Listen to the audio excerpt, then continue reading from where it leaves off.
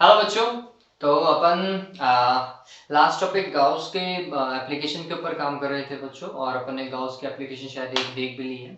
आज में उस गाउस लॉ की दूसरी एप्लीकेशन के बारे में हम आज बात करेंगे। देखिए, डेरिवेशन को थोड़ा तरीके से समझे। मैं आपको बोल रहा हूँ कि गाउस लॉ की शुरुआत की जो 3 एप्लीकेशन है, एक हम पढ़ चुके हैं और 2 और पढ़ेंगे। आज तो एक को कंप्लीट कर लेंगे।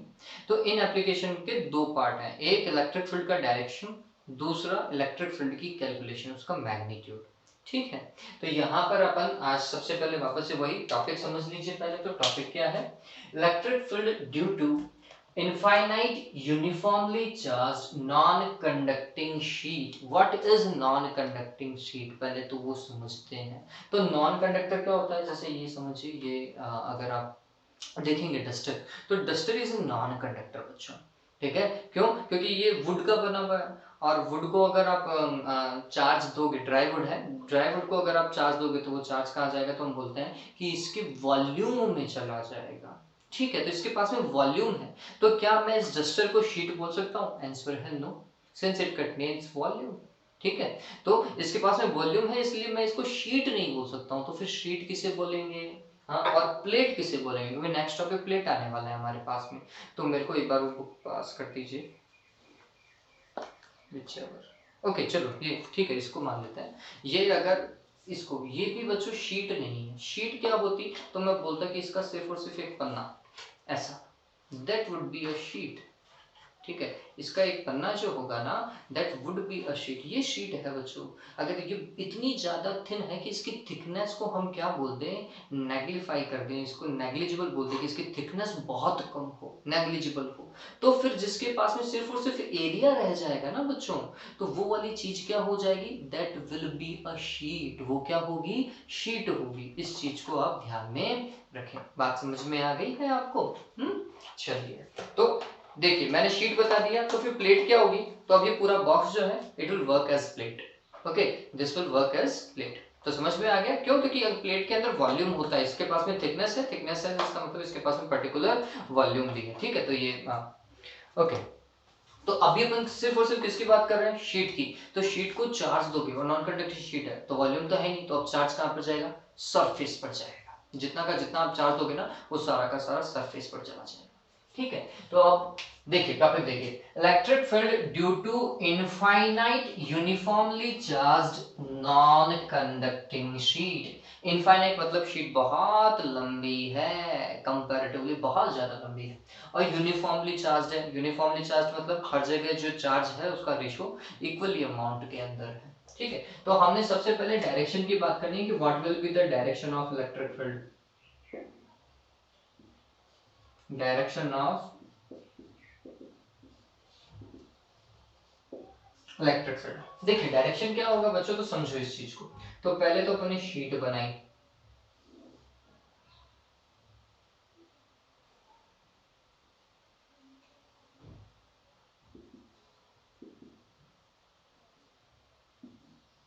ठीक है, और इसको फिर क्या किया, यूनिफॉर्मली चार्ज बताया।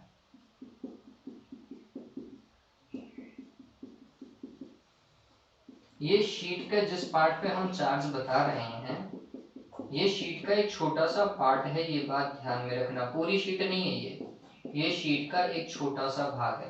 तो हमने ये और बोलना है, जब डायग्राम आप बनाओगे तो आप बोलोगे let A B C D is a part of infinite long uniformly charged non conducting sheet, it's a part of. ठीक है, ये बात ध्यान में रखिएगा। फिर लेट्स सपोज करो, इस जिस पार्ट की हम बात कर रहे हैं, इसका सरफेस एरिया ऐसे है, और इस पार्ट के पास में ही क्यू चार्ज है। ये बात ध्यान में रखना, हम पूरे की बात नहीं कर रहे हैं, हम बोल रहे हैं कि जिस पार्ट की हम बात कर रहे हैं उसके पास में अभी क्यू चार्ज है। ठीक, तो एस एरिया के इस पार्ट के पास में कितना चार्ज है, क्यू। तो इसका सरफेस चार्ज डेंसिटी सिग्मा होता है बच्चों, है ना। Surface charge density will be क्या हो जाएगा, क्यू डिवाइडेड बाय एस। यही होगा, सिंपल सा लॉजिक है, तो ये चीज ध्यान में रखिएगा। ठीक है, the sheet has surface charge density sigma which is equals to Q upon S. Okay, done. चलिए, अब हमें इस शीट के कारण इस पॉइंट के ऊपर इलेक्ट्रिक फील्ड कैलकुलेट करना है। अभी पॉइंट का है, तो लेट्स सपोज करो अगर ये इनफाइनाइट लॉन्ग शीट होती, ये वाली अगर बोर्ड, तो फिर पॉइंट ऐसा सामने है, ये पेन का टिप मान लीजिए, इस पॉइंट के ऊपर इलेक्ट्रिक फील्ड कैलकुलेट करना है इस चार्ज के कारण, पूरे के कारण। ठीक, तो हमने क्या करना है, एक परपेंडिकुलर लाइन ऐसा ड्रॉ करनी है मिलाते हुए। तो हमने बोला कि एक परपेंडिकुलर लाइन ड्रॉ करिए, ठीक है, and that is R distance away, और ये इस पॉइंट के ऊपर आगे, लेट्स सपोज कीजिए दिस पॉइंट इज ओ। आप इस पॉइंट से स्मॉल एल लेंथ ऊपर की ओर जाएं और एक एरिया एलिमेंट कट कर लीजिए, दैट इज A1। इतना का इतना लेंथ नीचे की ओर जाएं और दूसरा एरिया एलिमेंट कट कर लीजिए A2। कट करने का मतलब हम अज्यूम कर रहे हैं कि यहाँ पर एक एलिमेंट A1 है, दूसरा A2 है, ठीक है। अब देखिए कि अगर S एरिया के पास में Q चार्ज है, तो ये उस एरिया एलिमेंट का ही तो पार्ट है, तो इट विल बी DS, ठीक है। तो DS के पास में कितना चार्ज होगा, DQ चार्ज होगा, तो इन दोनों के पास में DQ चार्ज है बच्चों, ये बात ध्यान रखें।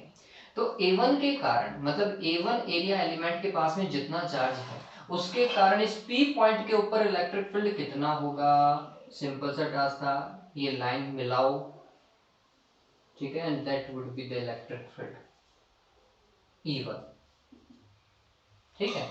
और ये डायरेक्शन हो गई टुवर्ड्स A1P, है ना, the direction of electric field E1 is A1P, और अलोंग लाइन A1P, और इस A2 के कारण कहां पर है, that will be A2P, ठीक है, E2 electric field, it is working into direction A2P और अलोंग A2P। तो अब देखोगे कि ऊपर एक ट्रायंगल बनेगा, नीचे एक ट्रायंगल बनेगा, बोथ ट्रायंगल्स आर कॉन्ग्रुएंट।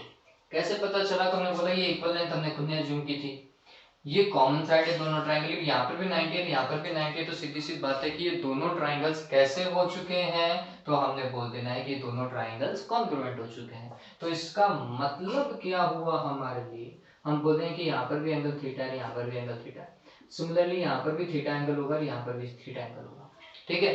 फिर वापस से देखो वही चीज आ रही है, इलेक्ट्रिक फील्ड के कंपोनेंट होने वाले हैं, क्या होगा भाई, मैंने आपको बताया था, E1 का इस लाइन के अलॉन्ग कंपोनेंट क्या होगा, E1 cos थीटा, E2 का इस लाइन के अलॉन्ग क्या होगा, E2 cos थीटा, डन।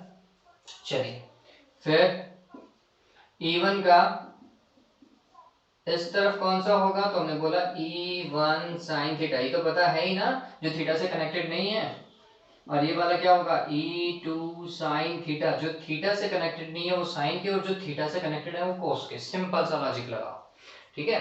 चलिए वापस से हम क्या बोलेंगे, E1 और E2 मैग्नीट्यूड में इक्वल है, क्यों, क्योंकि सेम चार्ज है, इक्वल डिस्टेंस है, ठीक है। तो हमने बोला कि P पॉइंट पर E1 और E2 इलेक्ट्रिक फील्ड मैग्नीट्यूड में इक्वल है।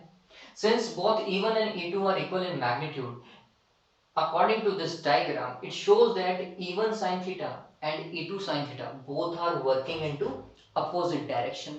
So they will cancel each other as they are working in opposite direction and have same magnitude. इसका और इसका वैल्यू सेम होगा बच्चों, तो ये तो कैंसिल करने वाला है, और ये दोनों एक ही डायरेक्शन में काम कर रहे हैं। Since E1 cos theta and E2 cos theta are working into same direction, they will be add up and form the resultant electric field, ठीक है। तो रिजल्टेंट इलेक्ट्रिक फील्ड क्या हो जाएगा बच्चों, E1 cos theta plus E2 cos theta हो जाएगा। So the direction of resultant electric field will be along line AB, along this perpendicular line AB, ये बात ध्यान में रखना, that is the final keyword।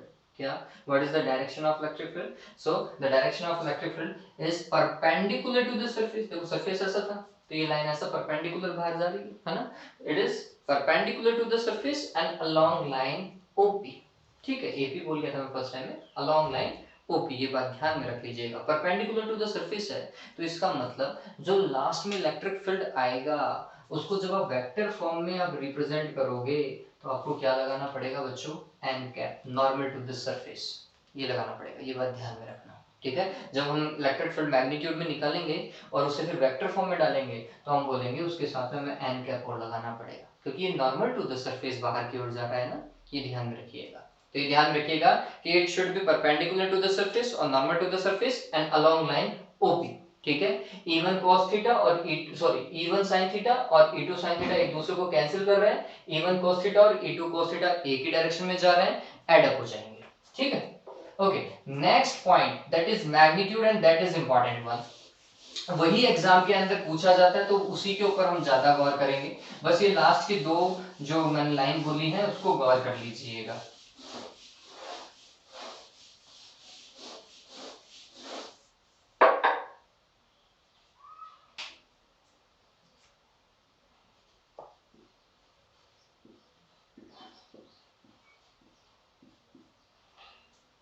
Magnitude, magnitude क्या होगा इसका, तो काम करते हैं।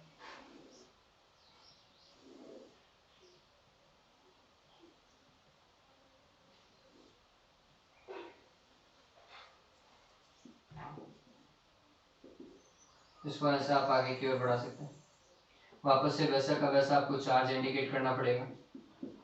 आपको इस बार ये ध्यान में रखना पड़ेगा कि ये सिर्फ और सिर्फ एक शीट है और शीट की थिकनेस नेग्लिजिबल है, इसका मतलब चार्ज की ही शीट है, इस शीट पे सिर्फ और सिर्फ चार्ज ही चार्ज है, जगह यूनिफॉर्मली डिस्ट्रीब्यूटेड वो भी, ठीक है। तो इस बार जो गॉसियन सरफेस होगी वो सिलेंड्रिकल तो होगी बच्चों, लेकिन आपका पी पॉइंट यहाँ पर था ना, तो उससे मेरे को अगर सिलेंड्रिकल सरफेस निकालनी है तो ये कुछ ऐसा होगा बच्चों, ये आर डिस्टेंस के ऊपर था वो पी पॉइंट, ठीक है। तो that distance should be R, ये ध्यान में रखें। और फिर ये पास होगा क्योंकि ये शीट है और यूनिफॉर्मली चार्ज थी, तो इतना का इतना सिलेंडर हमें इस तरफ भी बनाना है, ये ध्यान में रखें।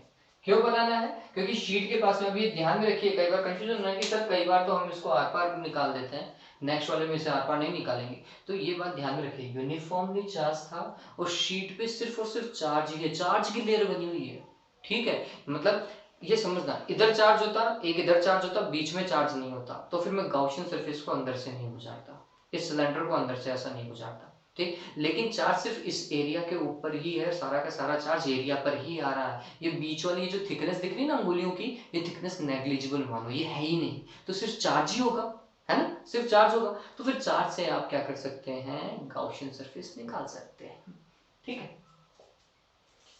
ऑलराइट, तो यहां पर हमें क्या करना है, हमें पता है सिलेंडर के पास में तीन पार्ट होता है ना, दो तो सर्कुलर होते हैं और एक कर्व सरफेस एरिया ये वाला।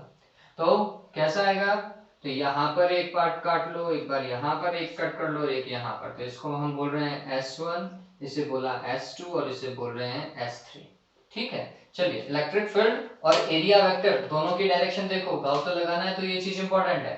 तो हमने बोला कि चार्ज के कारण कैसा होगा, परपेंडिकुलर लाइन ऐसी जाएगी इससे, तो ये इलेक्ट्रिक फील्ड ऐसा जाना चाहिए इस तरह। और आपको पता होगा कि सरफेस एरिया भी तो इसी तरह देखता है ना, बाहर की ओर ऐसे तो देखेगा। इसका सरफेस एरिया कैसे देखेगा, हम बोलते हैं कि बाहर की ओर परपेंडिकुलर आउटवर्ड, और इलेक्ट्रिक फील्ड कैसा, ये ऐसा मिलाता हुआ देखो, ये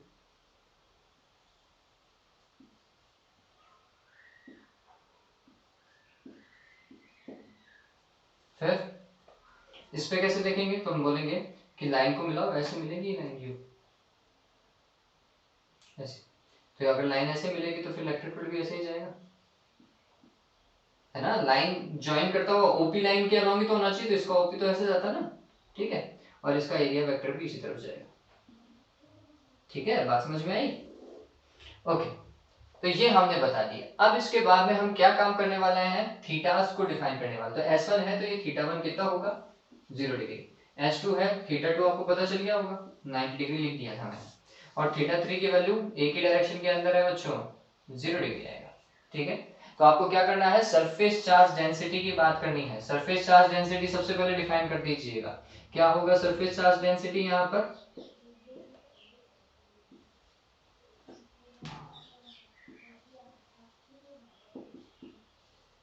sigma is equals to what, Q divided by S, that is equation number first। अब आप आराम से काम कर सकते हैं किसके according, according to Gauss law. तो हमने लिखा अकॉर्डिंग टू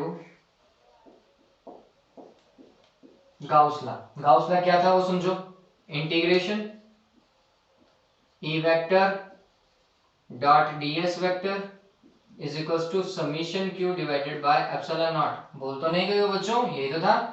फिर क्या होगा, ये एंटायर सरफेस के लिए था और सरफेस को कितने पार्ट में डिवाइड किया, 3 पार्ट में। तो 3 पार्ट में जैसे ही डिवाइड कर दो बच्चों, वैसे ही आप ये सर्कुलर जो क्लोज्ड इंटरवल था ना उसको हटा दें। तो हमने बोला इसको 3 पार्ट में डिवाइड किया, S1 E डॉट ds, फिर S2 E dot ds vector plus S3 E dot ds vector is equal to total charge हम जिसकी बात कर रहे हैं उसके पास में क्यू चार्ज था डिवाइडेड बाय क्या बच्चों, एप्सिलॉन नॉट। ठीक है, चलिए cos थीटा 1 यहाँ पर आएगा, थीटा 2 यहाँ पर आएगा, cos थीटा 3 यहाँ पर आने वाला है।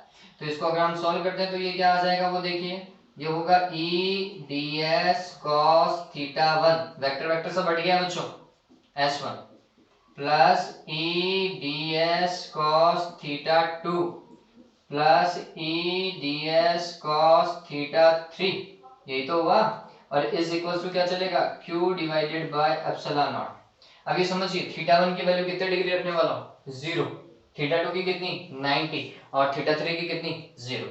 तो इसको सॉल्व किया अपन ने, तो ये होगा e ds cos theta 1 that is cos 0, फिर e ds cos 90 थीटा 2 ना, and e ds cos 0 S1 S2 और S3, ये सरफेस मत भूलना। इस इक्वल्स टू क्या चल रहा है, q divided by epsilon not, यही तो चल रहा है। चलिए अब काम करते हैं, cos 90 0 हो गया, हटाओ इसको, cos 0 की जगह 1 और इसकी जगह 1, तो इंटीग्रेशन में रहा e ds प्लस इसका भी e ds, ये S1 सरफेस और ये S2 सरफेस, क्या होगा q divided by epsilon not. Done हुआ। अब इसके बाद में देखो e को तो क्या करेंगे बाहर निकालेंगे, इंटीग्रेशन करेंगे किसका, S1 सरफेस का, इसका भी e बाहर निकालेंगे, इसका भी इंटीग्रेशन करेंगे S2 के। अब अभी गौर करो ds का s ही होता है, एक बार S1 लिखेंगे तो एक बार S2, लेकिन कुछ गलती कर रहे हैं अपन, हाँ गलती तो कर रहे हैं, ये देखो S3 सरफेस आना चाहिए था ना cos 0 इस पे,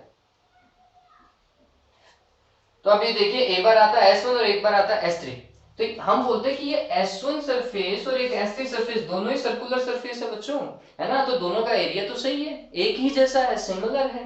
ठीक, तो इस बार ज्यादा कुछ करना नहीं पड़ा, हमें अलग अलग लिखना नहीं पड़ा, हमें सिर्फ और सिर्फ ES लिखना है क्योंकि दोनों का एरिया इक्वल है, that is equal to q divided by epsilon naught. ES plus ES क्या हो जाएगा, मैं इस तरफ काम कर रहा हूं, ES प्लस ES क्या हो जाएगा 2ES is equals to what, q divided by epsilon naught. Done. What is it, q divided by epsilon naught और 2s का क्या लग जाएगा डिवाइड।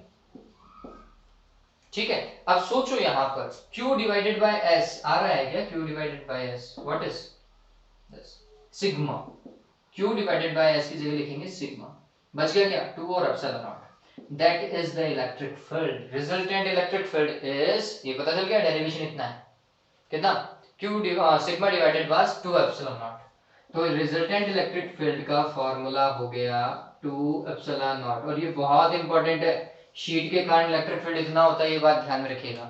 अब मैं इसको वेक्टर फॉर्म में डालूं, वेक्टर फॉर्म में डालोगे तो क्या करोगे बच्चों, n कैप लगाएंगे, बताया था ना मैंने, परपेंडिकुलर टू द सरफेस है तो n कैप लगाएंगे। तो हमने बोला है क्या, अगर इसे वेक्टर फॉर्म में लिखना है तो sigma divided by 2 epsilon not के साथ में क्या लगाओगे, n कैप लगाओगे।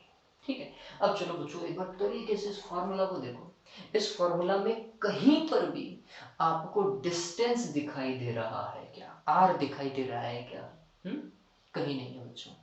तो शीट के कारण जो इलेक्ट्रिक फील्ड है ना वो डिस्टेंस पर डिपेंड नहीं करता, इसका मतलब ये है कि अगर ये शीट होता तो मैं इलेक्ट्रिक फील्ड चाहे यहाँ कैलकुलेट करूँ चाहे यहाँ चाहे यहाँ, इन तीनों ही पॉइंट पर इलेक्ट्रिक फील्ड सेम होता।